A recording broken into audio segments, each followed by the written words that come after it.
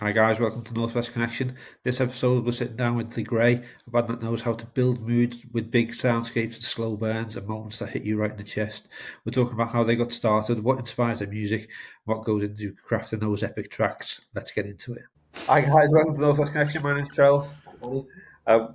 Today we've got The Grey with us. Hi guys, thanks for coming on. Good Thanks evening, for having guys. us. Yeah, thanks. Would you like to introduce yourselves? Charlie, guitar. Who's going for? Standard awkward pause where no one knows who's going to go first. I'll go first. So I'm Andy. I play bass. I'm going to hand over to Steve. Yes, and I'm Steve, the most important one that plays the drums. Oh, do you play the drums?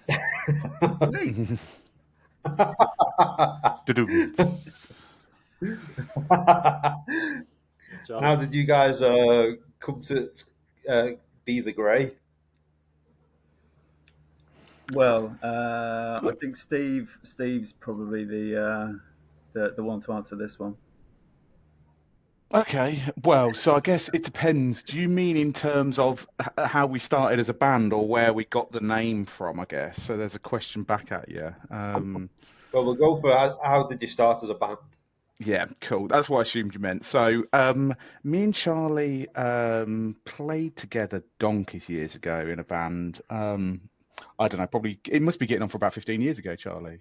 Yeah, it's in the old days. Yeah, in previous bands that was. And then when those bands sort of ended, Charlie and our then bassist Jimbo sort of tried accosting me for to play with those guys, but I'd got an awful lot on in terms of other bands at the time and stuff like that.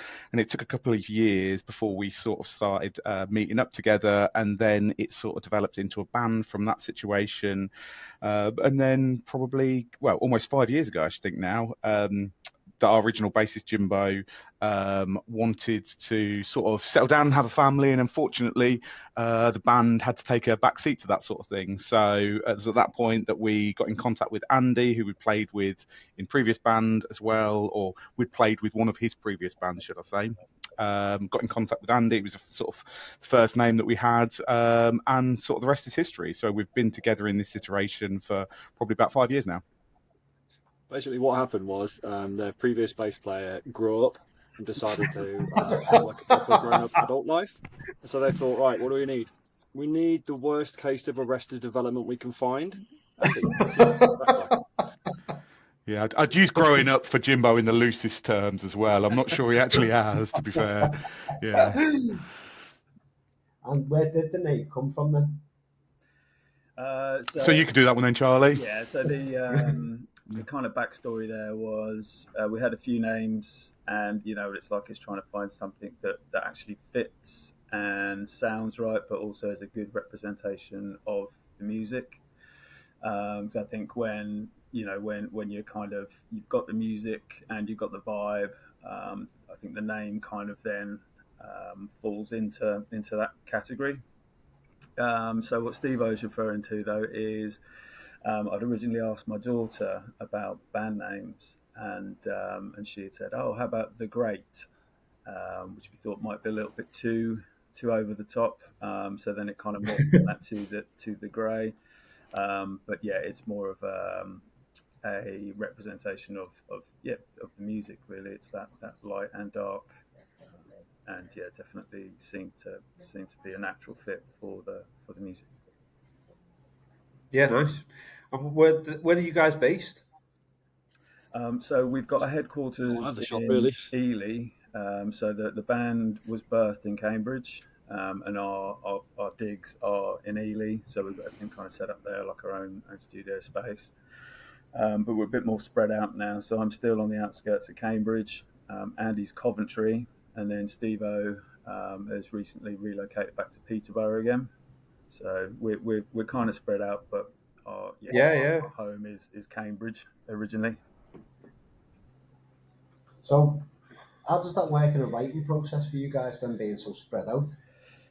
So normally we have every Sunday is full band rehearsals and get together, and then subject to if we're playing live, that might take a back seat if we're already playing Friday and Saturday or something, or doing a run of dates.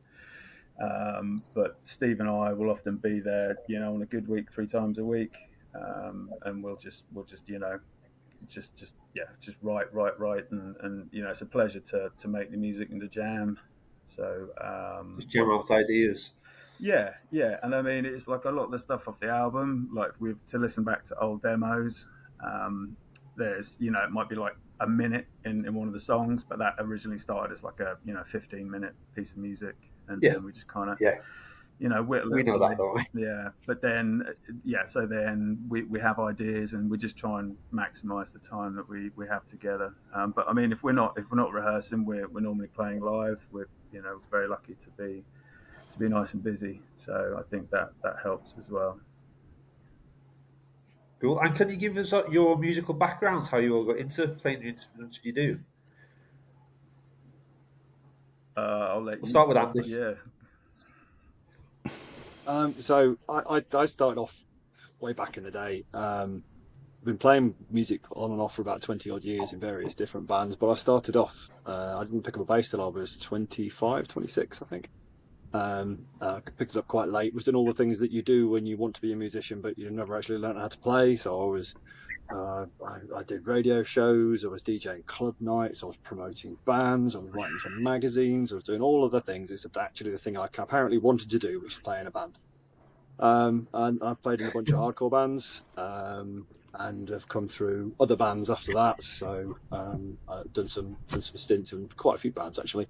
And I was doing a stint for a post-metal band called Glarus, based up in Manchester, when I met these reprobates, and the rest is history.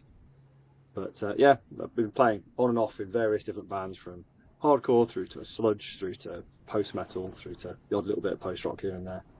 But yeah, all good How about fun. you, Steve? Lots of stuff. Yeah, so well, similar sort of situation, other than I did start with the with the music as opposed to everything else. So I started playing, well, I don't know, 25 years ago probably, was when I first started playing in bands.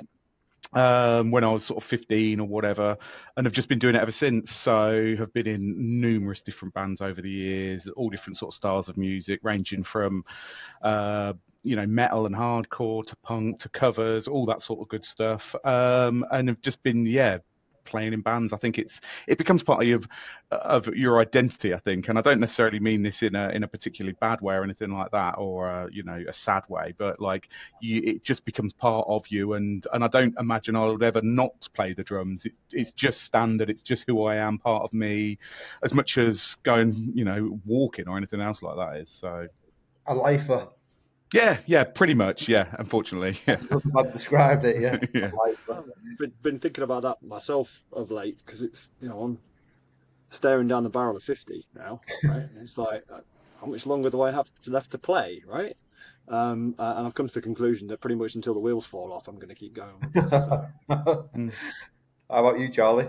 Yeah, so kind of got the music bug, early on, and then started playing guitar with probably around 12 or 13, and then I think from that moment it was just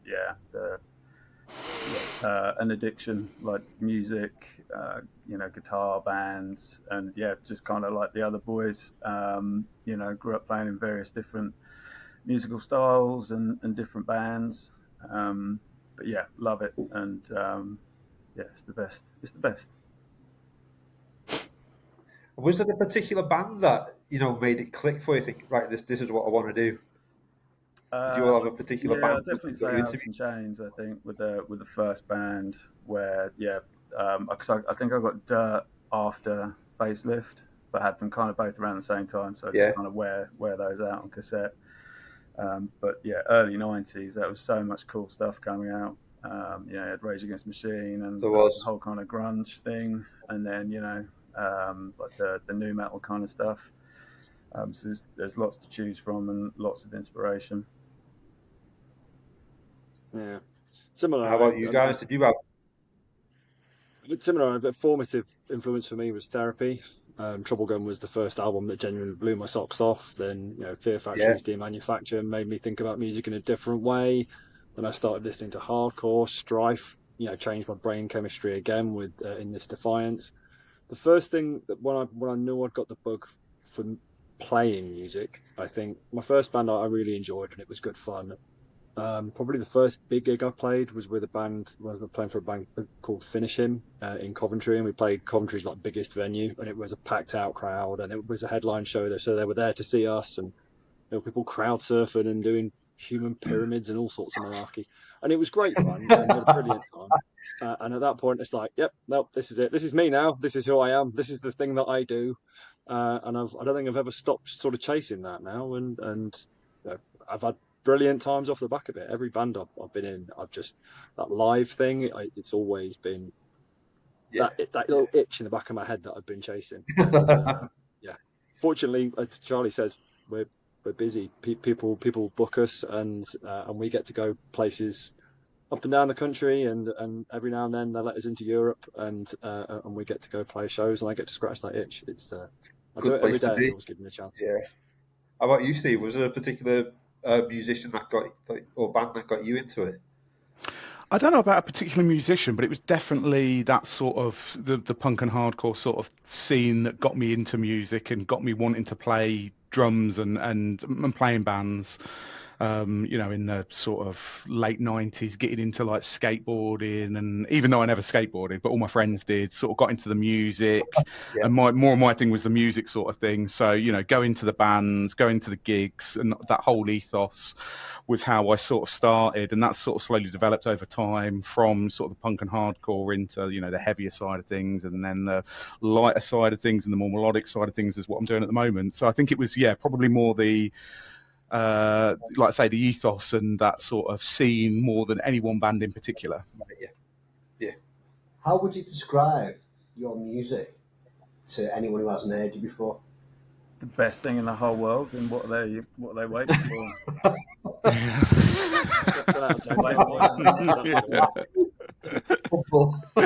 An A for effort, maybe. All jokes aside, I think we try and make the most honest, genuine, like vibe and music possible. And it's heavy, but it's melodic. It's got parts for everybody, really, I think. But more importantly, that it is genuine and honest, and we are very passionate about what we do. I always think of it as a story. There's always a narrative flow, and you can hear it on the album. Kodok has a flow in the way that it's written. But each of the songs kind of has a flow in the way that they're written as well. I always, in my head, it's always there's this bit's happened in the story, and then that's happened, and that's happened, and that's kind of how it works for me. It's like a big cinematic story. It sounds cinematic, and that's mostly down to some of the absolute magic that Charlie manages to conjure up between his guitar, his pedals, and his feet. I don't know how he does it, but it's genuinely is like tap dancing sometimes. It's incredible. But he conjures up cinematic soundscapes almost. I've had people say to us when we play, and say they're asking us how much we've got on backing tracks. Nothing. It's all Charlie. It's a cinematic narrative. Kind of, there's a story to it. And I can say this because I was a fan before I played in the band, so I've always admired kind of the musical eloquence of and the lyricism of the music, and it's just a joy to be part of that journey now. And so does that storytelling take part in the songwriting process as well, or is that a sort of afterthought once you've started? It definitely is part of the process. The one thing I will say is that the songwriting is very conscious. It's very purposeful. It's very much about what furthers kind of that narrative and what feels right for the story. It's not like a literal story, Dave walked up the hill kind of thing. It's all about feeling and sort of emotional resonance, what works for us, and how that kind of lands. It's very purposeful, and it's freaking ruthless in places. I mean, Charlie mentioned earlier on, with like 30 seconds of something in a song that originally came from a 15-minute jam. We finished a song for the next record not long ago, and it started off, I think it was like 9 minutes long, Charlie. Yeah, it We was. played So it live I for think it was people 13 like to 3 start. Then it times. was 11. Then it was 9, and then now it's Then, that's then we played it live for a weekender, and then it got sliced down to 6 after that. Like literally the following morning that we got back after the show, Charlie's like, "These bits don't work. We're cutting them." And Yeah. yeah, but that's how we write. It's all, how does it feel? How does it feel for us in the room? How does it make us feel? Is it landing with the crowd? Is it resonating? Yeah, it's purposeful, intentional. Where do you find the inspiration and the influence for those songs? Charlie's riffs. I mean, where do you get them from? I guess, Charlie, because this man has many, and I think it just develops from there, doesn't it? So I don't necessarily think we've got a theme or an inspiration to begin with, but I mean, maybe you can elaborate on this a bit more, Charlie. But it feels like initially you'll come to the table with some riffs, and then from that we'll sort of develop the track accordingly. And sometimes the jams can be, like to what Andy said, 15 minutes long to begin with, and we might only use a minute of it. So it's almost like we're trying to sort of throw stuff at the wall, see what sticks, and then from that you can then develop a theme or song from it. Yeah, and I think as well, just playing with Andy and Steve-O, that's a massive inspiration. And because we're all on the same page, if we're working on something, and then Steve-O might be like, "Oh yeah, like that's the one, that is an inspiration in itself to to get that feeling or to get that response." But again, going back to the amount that we're playing at the moment, we play with so many cool bands that are like genuinely inspiring, like awesome people. I think that in itself, like, carry that into our music, not necessarily copying a style, but bringing that a different flavor or vibe across. But yeah, I think there's loads of cool music and lots of inspiration about. So I think it's just taking it from everywhere, really. So when we're talking about collaborations as well, you've worked with Ricky Warwick, Grady Avenel, and Ace from Skunk Anansie on the new album. How did those collaborations come about? So the Willhaven collab is a long friendship that dates back to the early 2000s. Both Steve and myself had the pleasure of working with Haven on various UK and European tours, and then humongous inspiration. Absolutely love those boys. And yeah, the time was right with this album, where we had a track specifically written for Grady, so it just all fell into place. So yeah, so we're off to the airport next Wednesday to pick up Grady in Paloma, and then we'll be doing a select few UK dates with Grady on board as well. So Cool. we get to, even though Woolhaven aren't over this neck of the woods this year, we still get to hang. So Ricky, so I work for Adam Parsons Entertainment, part of that, and then Ricky is on Adam's roster. So again, I've had the pleasure of working with Ricky, over the years, and we were discussing an idea about losing loved ones, and that's kind of a continuation of church, and yeah, it touches on that, and yeah, I think Ricky's vocal is just perfect, and to know that it's coming from such an honest place and a real emotional place. And then Ace and I connected through Corey Smith Guitars, so they're based in Harston, and then again just like hit it off straight away. So we've had a good bit of banter throughout the years, and it was actually Ace that suggested we work on a track together. Cool. And then yeah, the rest is history. So the way you write, does it mean you have gigs and gigs of stuff like put in the background ready to Yeah, pull forward? so normally, if, say for example, if Steve and I meet up on Thursday, we'd normally just we'd play solidly until we don't play anymore, and then we'll kind of call it a night. But we'll record the whole thing, or we'll be like, oh, we just nailed this one part. Let's just kind of keep doing that intro piece or that section there. So there'll be there's heaps of recorded, on the phone normally, but Yeah. lots of demos for sure. Do you have specific roles in the band beyond the music, like your social media and your artwork? Do you share that out? Or? So Steve-O had, for Kodok, he definitely had a vision. And I think Andy and I were just kind of like, roll with that one. So Steve had some awesome ideas for the album artwork. And then I think we all kind of have our own role within the band, and it's a collaborative unit for sure. We have some bands and it's just one person takes control of everything, and some people hate the social media side. So right. Yeah, I think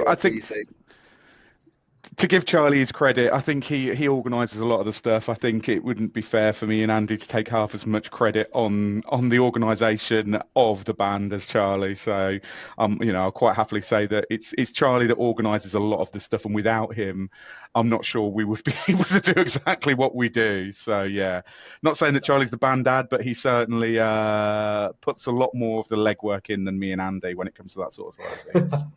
100%.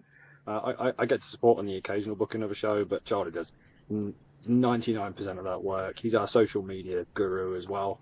I occasionally carry stuff.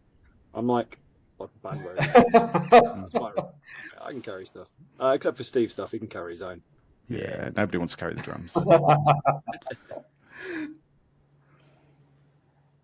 So you've been talking about how busy you've been live as well recently. So have you got a favourite live performance that you've done?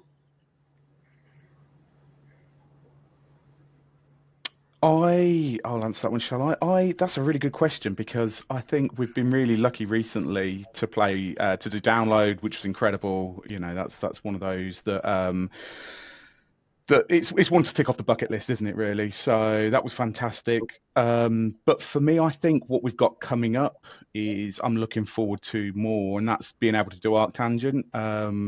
We did Bloodstock a couple of years ago, which was incredible, because that was the first time I'd been on a really big stage, stood in front of thousands of people sort of thing. So that was impressive, and couldn't have asked for it to go any better, to be honest. It was really, really cool. But I think Arctangent is one that I'm looking forward to, and I think it will top that just because of the fact that we've got so many friends that are playing, so many bands that I grew up watching and wanted to could only dream about playing with. So I think that's gonna top it for me.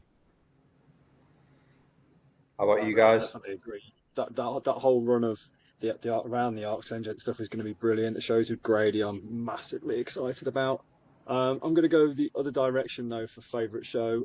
We did tour a couple of years ago now with 100-Year-Old Man in Europe, and we played one particular show. It was in a squat somewhere. I can't remember, where was it? Aachen, somewhere in Germany somewhere, I'm assuming. Yeah, it was Germany. A brilliant place.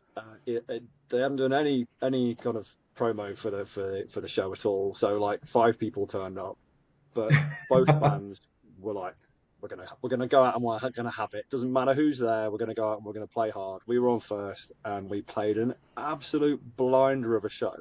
It was really physical performance. We left nothing in the bank, but we played perfectly. It was one of those ones where there was no sacrifice of the playing for the physicality, because there's usually a little bit of a trade-off, but in this instance, no, it was sonically perfect, and the performance was like impassioned, and it was one of those shows where it's like, this is the thing, this is that drop that keeps you going. And 100-Year-Old Man picked up the baton, and they smashed a perfect show as well. And the venue and the guys running the venue loved it so much they just kept on feeding us free beer the whole night to an irresponsible time in the morning. At which point we crawled upstairs and went to bed because we were sleeping in the same building. That was just a perfect night. It was really good. Everybody had a great time, and just I just remember, I don't know if you've ever been surfing. It's like that moment when you're riding on the top of the wave and you know it could come crashing down at any moment, but you just keep going. It was perfect. It was brilliant. And 5 people saw it, and the venue. But weren't they lucky? It was so good. I broke a rib on that one.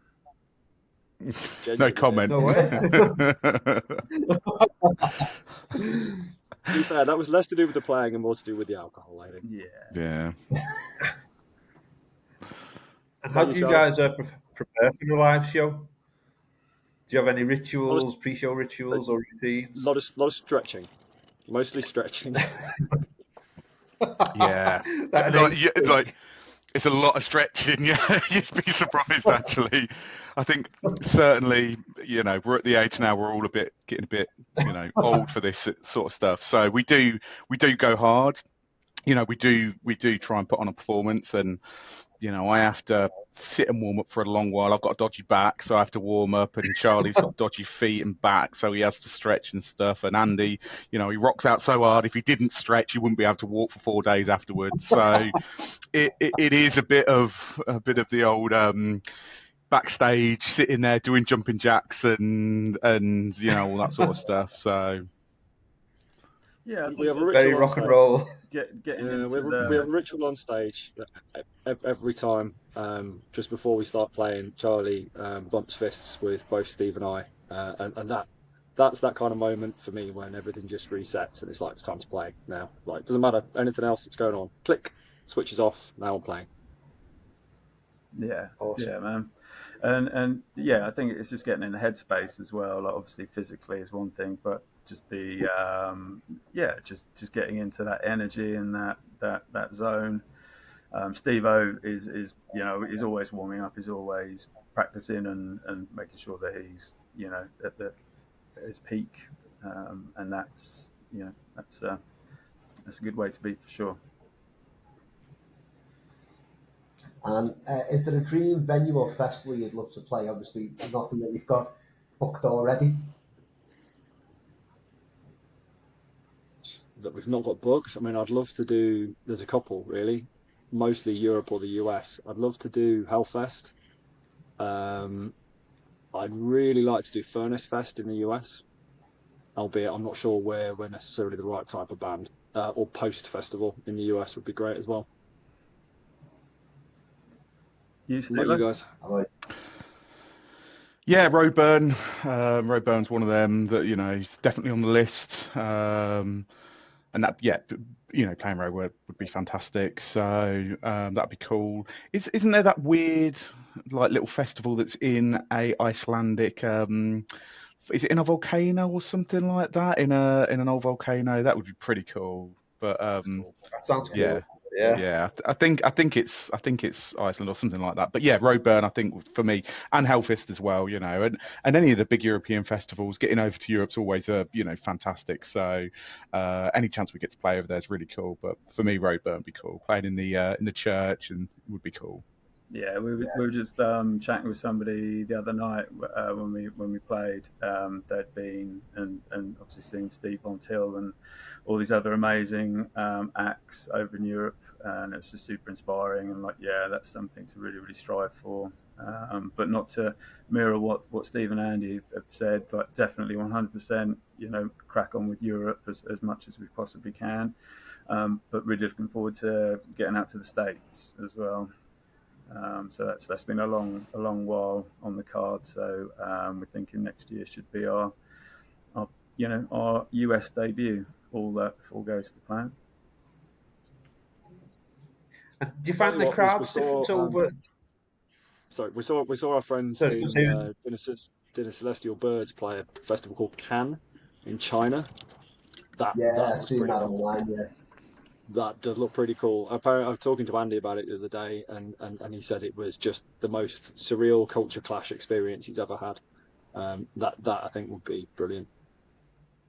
I was going to say, do you find the crowds different over in Europe than the UK? Do you find the response different? I don't necessarily think so. Oh, sorry, Charlie, were you going to go? No, after you, bud. Okay, sorry. No, I was just going to say, yeah, I don't think so. Yeah, I don't necessarily think the crowds are any different. To be fair, I mean, you get good crowds, you get bad crowds. It doesn't matter. I think it's more about the vibe for the rest of the gig. If we're playing a show where we've full of instrumental post metal bands, then you would think that would be the best crowd, but sometimes you get a far better reaction from the crowd when you aren't playing with bands like you, or when you're playing something different, and you can be that standout band that people weren't expecting. So I don't think the European crowds are any different to the English. I think it's more what people are expecting, I guess. And have you had any gig disasters? Oh, many. I think there was one gig where we didn't have a disaster. Was it? Yeah. Yeah. Got it in his diary. No, I think all banter aside, I think we've made it through surprisingly well, considering some of the places and states we've been in over the years. Yeah, and I think we've been doing this long enough now that we can take most things in a stride. Touch wood. Yeah. If something does go wrong, then you just deal with it, don't you? I mean, you grin and bear it and laugh about it and just get on with it. And I think most audiences appreciate that anyway. Most people know that stuff happens and that sometimes stuff goes wrong, and it's how you deal with it in the moment that really matters. So as long as you sort of grin and bear it and laugh and make a joke about it, then you can usually get away with most things, I think. Yeah, and it's that thing, isn't it? It's live music as well. So there's always going to be that element of, if you've got X amount of people traveling for X amount of hours to get to somewhere, then set up and go. The chances are there is going to be something that doesn't go 100% to plan. And that's live music. So it's just really, making the most of that opportunity and riding out any issues as they do come up. I mean, you guys aren't supplying any juice, so I will. I've had some crackers in the past. Not so much in the grey. In fact, I haven't really in the grey, mostly because I've learned actual lessons since then. But I've fallen off a stage and landed on my head and knocked myself out. I've snapped a headstock off a bass. I've blown up a cab. I've blown up a head. All of these things I've done before in the past. I broke one of my fingers while playing once, which was fun. Even less fun when the crowd actually asked for an encore, and I was like, "No, my finger's like a balloon." But I've done loads of stupid stuff. Not so much in the grey. Learned a lot from that. We pretty much take duplicate gear of everything now. So if something goes wrong or something breaks, we can rush off stage quickly and go and get it fixed. But or find the toilet. Or find the toilet, Steve. Yep, I might. The joys of having Crohn's, but we won't go into that one. But I'm sure you can use your imagination. Paint a mental picture, and honestly, it's mostly going to be brown. In a fetal position on the floor behind a drum kit in Leeds, not my finest moment. Let's just put it like that. But we'll do an encore, drag it out as long as we could. Yeah. It's Buckfast. That was the problem. It was the Buckfast. I'm 100% blaming that on Buckfast. So Buckfast and a twitchy colon. To be fair, you smashed it all the way through the set, though. It's just you immediately sprinted off the stage, Roadrunner style. It was incredible. I'm not doing that again. And then when we're leaving, we're walking up the that's the next story. Sorry, I think we broke up then. Sorry, bud. Go on, honey. I was saying Buckfast and a switchy colon, that could be the next theme for the next album. Yeah. Exactly that, mate. Exactly that. Yeah. I'd like to say it was a journey, but it wasn't. I can trust me, it was horrible. So. So we can hear the cry. The album only came out this year. and then everybody outside. Then you're like, "Are you okay? Oh, bless him. Are you all right, mate?" I got a lot of sympathy. Let's just put it like that. Yeah, a lot of sympathy. Right. Okay. So obviously the new album's only been out a few weeks or months now. But do you have any more plans in place for the next release? So we are currently, so it was about 3 songs in to the next album, but now realistic it's probably more like 2.5. But we're really looking forward to having the time and just really focusing on the next chapter. But at the moment, we're just absolutely buzzing that we're playing so much. So we're just putting everything into this album at the moment. And yes, I think so I spoke with Matty a couple of days ago, our producer. So he's kind of so he's getting a house with his wife, and they recently got married and everything. So he's just on his journey at the moment. But I think after Christmas, we'll start getting some plans together, and at least start thinking about the next album at that point. But for now, we're just totally in Kodok mode for the foreseeable. And how's the rest of the year looking? Obviously, with a couple of weeks' time, you've got Arctangents. Is there anything else in place? But yeah, we've got some bangers coming up still. So we've got Cage Fight and Row of Ashes this coming Saturday. Then the following Thursday we're at Blondie's with Grady. Then with Bloodstock with Grady. Then we're doing Bournemouth. Then from there we go to Arctangent. So we're there for the duration as well. And then straight off of that, we're back to Bristol for Row of Ashes album launch. Then we've got a London show. And then I think we've got 3 weeks of not playing, which will be carrying on with the new material. And then we start the Code Speak Partholon tour in October. And then we've got currently one on the books for Norwich, and then also for Nottingham as well. And then there'll be a kind of like Christmas hometown special. So yeah, it's all systems go.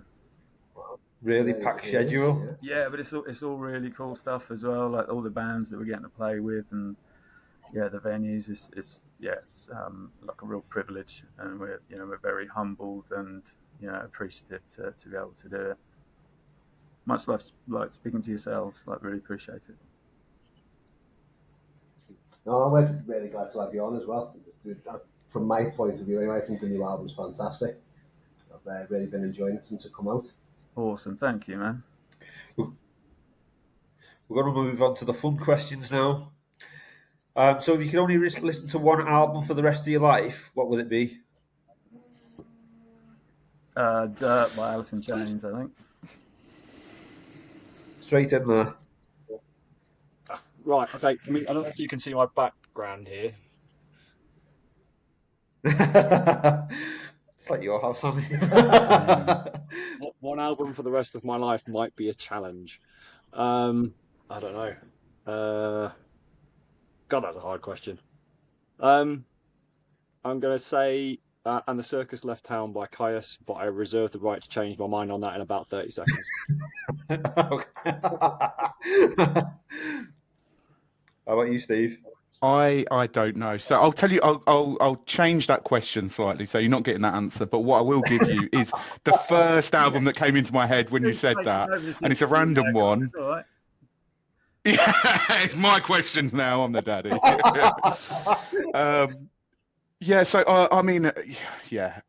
Genuinely, I couldn't pick one. But the first thing that honestly popped into my head when you said that, and I don't know why, was It's a Kind of Magic by Queen, which is what I remember listening to as a kid. So my dad was a big Queen fan, and my uncle was as well. So Queen was always on, the radio as a kid. So I remember having that on cassette. So yeah, yeah, just throwing that one out there. I think something a bit different. How about you boys? He said Queen. He said Queen, but I think he actually meant Venga Boys. That's what the Venga Bus, Steve. Venga Bus. Gotta love a bit of Venga Bus. Is there a story behind that? I don't think that necessarily is. We just I think it was because they were playing Download, weren't they? So they would, and so I wanted to go and see it, but that never happened, unfortunately, because I think they were playing on like the Thursday or something like that, wasn't it? So we didn't get to see them. But yeah, I don't think there's necessarily a story around that one. How about you boys? What would your number one albums be? I think mine changes from day to day. I would say that both Andy and Charlie have had good shouts, because I think it's up there for me, along with probably Diamond Eyes by Deftones. Yes, the best Deftones album. Thank you. I would agree. But I've still got a really soft spot for Scratch the Surface by Sick of It All. Oh, mate, banging. That comes on, and Banger I of a think choice. it's on every 6 months or so, and then I pretend I'm 15 again and can still actually throw myself down. Yeah. What about you, Lee? Oh, mine's boring. I'm a bassist. It'd have to be 10,000 Days by Tool. Sweet. A bad album, though. Yes, that's classic. Nice. It's I've my been answer on for everything. the Fear trip as of late, kind of getting back into that. Oh, And, I love Fear and Inoculum. I just love Tool. yeah, right. Yeah. Sorry, Hanny. Hanny hates Fear and Inoculum. I don't know. I got bored of waiting 15 years for it to come out, and then as soon as they released that, then Cult of Luna released an album, and they released Dawn to Fear, and I just listened to that more instead. Yeah, So, I agree with you on that one. To be fair, Definitely. Fear Inoculum changed for me when I saw him live. I thought Fear Inoculum was a solid 6 when I listened to it. And then I saw them live and I saw them play like Numa and Invincible. And that actually, it makes a lot more sense in the live arena. For me, I thought Maynard was being maybe a little bit lazy with the vocals on the recording, but it plays so much better in the live arena. It's a better record. I've listened to it a lot Andy more on that, Maynard. Every time we do one of these things, I slag off some musician somewhere. I think use that as the real. Yeah, that's it. That's the real for this. That's the Tool tour out the window. Tool talk. Perfect Circle record he did before, and there's so much lyrical depth to it. And then the Tool one felt quite sparse in comparison. A choice. Keep on digging, mate. Keep on digging. I'll get to Australia soon. So, if you could do one collaboration with one famous musician, past or present, who would it be? I'll let you boys go first. I think Steve's already knows his answer. Yeah, everybody knows my answer because I've said it loads of times. Aaron Turner. So, yeah, definitely. Yeah, so like that's what, ISIS and Old Man Gloom and all that sort of stuff. That's how I sort of got into this sort of music. So for me, that'd be cool. And I met him once and had fanboy syndrome and made myself look stupid. So definitely. Huge as well, isn't he? I'd seen him on the last tour they did, and I think he was actually on the merch stall and just couldn't get over that tour. Yeah, that's it. That's why I saw him on the merch stall, and I went and got a shirt and a poster, and then I turned around and went, shit, hang on a minute, and sort of turned back and said, excuse me, you're Aaron Turner, can you sign this for me, please? And it was very, it was a bit weird and awkward, and yeah, but that would be the one for me, I think. I have no idea. If you'd asked me 2 years ago, I'd have said Grady from Warhaven, and that's happened. So I'm a bit scared to actually say something in case somebody comes back from the dead and we get to do a song with them. I genuinely don't know. That's a really good question. I'm going to let Charlie go first. I think I know what his answer is going to be anyway. I'm going to let Charlie go first while I actually think about that. Like it. So as Andy was saying, the Willhaven collabs that we've done, because that's 3 tracks now as well, and that door is now open, so the future should be very, very productive. Obviously we've done the Skunk Anansi thing, and just lucky to have contributed with all these awesome artists. I'd probably say if we're thinking past or present, I think doing something with Lane Staley and Jerry Cantrell, that kind of Dirt era Alice, but go off on a different tangent. I think that would be incredible. Just even see those 2 guys still now doing what they did back then. I think that would be bucket list type thing. I still haven't got face. So I ironically, after having just slagged him off a little bit, I probably would say Maynard still. I love his voice. I think I don't really think about collaborating with the musicians in quite. So for me, it's about the voice and about how you layer the voice on something. But maybe Chino from Deftones. I love the way he uses his voice as an instrument. I love the way he gets multiple tones out of his voice and that kind of breathy shoegaze thing he does. But then when he does Oh yeah. Yeah, Ooh, that's a good shout. That's a good it's a good shout. shout. That'd be Yeah, I mean that dude is Yeah. possibly the most vocally versatile human being ever to walk the earth. I Yeah. don't know how he does what he does, Mm. and he just seems to be a bit of an endless font of inspiration, and he's like just sleeps into his head and stuff comes out. I don't know how he does it, but yeah. So it'd be about the voice. It'd be about that kind of and what we could do around that voice. But I mean, like, I'd love to do something with Roots Maneuver as well. nice. You know, his collaboration with Cinematic Orchestra on the Everyday album is just mind blowing. It just totally changes the vibe. And I could see that working with us, right? That kind of laid back English hip hop thing that he does. Or same with Saint Etienne. That dude's got an incredible like French Yeah. flow, and it just sounds awesome. Anyway, A wide range there. So, if you could rewrite or even write one movie soundtrack, what would it be? Nice. Who's taking that one first? Because I need to think about this. Bang, bang. I don't know. The urge to turn Jaws into a skiffle jazz soundtrack is overwhelming. I'm kind of biased on this because my cousin does soundtracks for a living. I don't know. I've seen how hard that is, so I don't necessarily want to do it. But I don't know. I don't know. I've always liked some of John Williams the way he phrases stuff and the way he manages to engage big anthems in a story. I think is amazing. I don't think I'm capable of writing with that kind of emotion. So it's terrifying to take it on. But I think what he's done, what he's achieved across his life is incredible. Plus, my cousin, his soundtracks are banging. Stephen Price, he's done some brilliant stuff. IMDb him is brilliant. Will do. How about you guys? I'd probably go for the Miami Vice, the new Miami Vice that's in the works, or the new Heat movie that's in the works. So something along those lines would be pretty sweet. Yeah, good choice.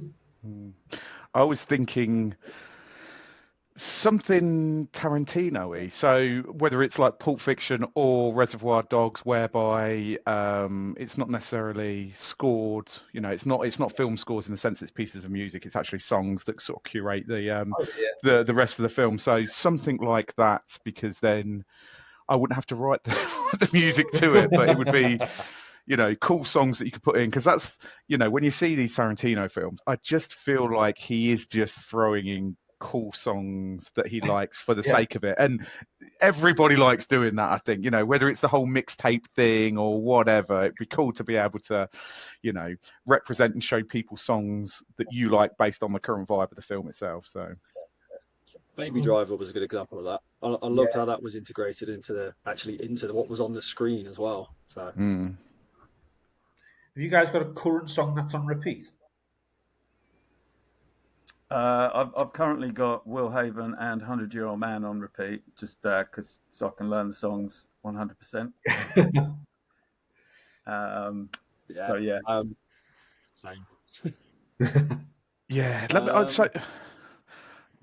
I've been listening to the latest song that I've listened to is the new 9 Inch Nails one. So that circles back to film scores as well a little bit because it's the one for the new Tron film. And I really like the score that Daft Punk did on the old one, or the last one, should I say. So yeah, really digging that. I like, 9 Inch Nails are great. Reson's a legend as well. So I've been listening to that, I think, more than anything else recently in terms of new songs. I have been listening to out of listening to that of late. It's by a band called Scalp, and their song "Conspiracy" is an absolute banger. We'll check that out. Sludgy hardcore. It's really good. But I've been listening to that quite a lot. I got it through the post, I think, just before the weekend. So that's been getting a lot of spins on my record player. Two other bits that also spring to mind. So Cobra, our mates from Norwich, their track is a absolute banger and like really solid dudes. And also the most recent Worn Out EP. which is Yeah. it's just mental and such a good vibe, and absolute legends as well. So yeah, I'll add those. The boys in Kakihara sent me their new EP as well, and that's an absolute barnstormer. When that finally comes out, it's like 4 songs. It's 7 minutes long or something, but it is absolutely incredible. So much good They're music offensively just, good. on the cusp of coming out. Hey, there's loads of cool stuff. Yeah. Yeah, the scene's really buzzing at the moment. Yeah, man. Loving it. I've got some quick fire questions just to end with now. Vinyl or streaming? I think Andy's, I think my answer's pretty straightforward. Yeah. Yeah, go with vinyl. Vinyl. I'm going to be provocative and say streaming because just mix up a bit. Yeah, Andy don't stream. I don't stream. I don't do Spotify. I buy stuff and listen to it at home. But that's just because I'm a bit of a Luddite. I must admit, I use streaming, but not Spotify, and then I tend to go and buy stuff anyway, much to my wife's disapproval. I've got a living room not quite as jam-packed as yours, Andy, but it's close. I'm not far behind. Yeah, well, I think we maybe need to sort of start some sort of support groups for ourselves and then separate support groups for our wives. Yeah, definitely. There could be something in that. Really could be. Nighttime gigs or daytime festivals? Nighttime for me. Yeah, same. I mean, I love just being on a stage, but I think our music suits the dark space better than it does a bright space. That said, though, just bought an all black bass, which looks awesome, but the downside to that is it's all black. So if everything's too dark, I can't see anything. So the daytime show might actually be helpful for me in my current state. I've just seen one of your new questions there. What's that? Bacon frazzles or onion rings? Bacon frazzles. Bacon frazzles. Or scampi fries. Oh, wild card there from Steve. Scampi fries. City life or country life? Country. City, so I think. I'm not a big fan of human beings in general. I mean, I like these two, but that's about it. So for me, it'd be out in the country. Not us. He meant you boys. He likes you so much that he lives about 100 miles away.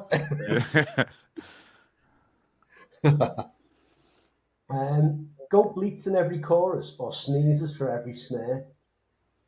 Oh, say that again, mate. Goat bleats in every chorus or sneezes on every snare? Why not both? Can Charlie do that though? Probably. I'm not ruling anything out. He's got a pedal for it. Yeah, sneezes on the snares, I think. Sneezes on the snares. You can make that sound good. I hit it loud and I hit it hard enough. So it'll hide it anyway. Yeah, get some blast beats. And who would you rather fight? Liam Gallagher in a tutu or Mary Berry in a full goth trench coat with combat boots? Gallagher, just because it's Gallagher. And both. I mean, Gallagher, yeah. Yeah, I'm with you on that. Yeah.